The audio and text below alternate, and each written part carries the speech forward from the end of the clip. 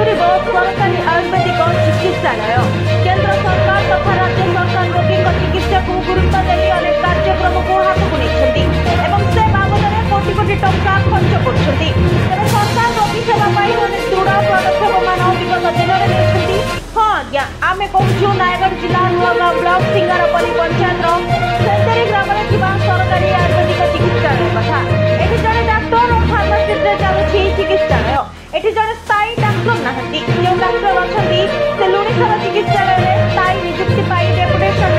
सीधामूला और संतरी चिकित्सालय को सप्ताह थरटी आसी रोगी सेवा करफल रोगी सेवा वंचित संतरी अंचल जनसाधारण बाकी सबुदिन फार्मासीस्ट रोगी सेवा करती रोगी सेवा सह ऑफिस झाड़ू करने और ऑफिस अन्य कार्य करती पियन बा बेहेरा पदवी पूरण हो पारे जहाँ अंचलवासी असंतोष प्रकाश कर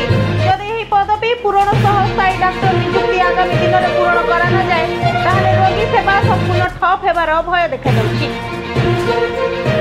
आदिवासी बहुल अंचल हो नाना प्रकार रोग होबारू जनसाधारण नाही नथिबार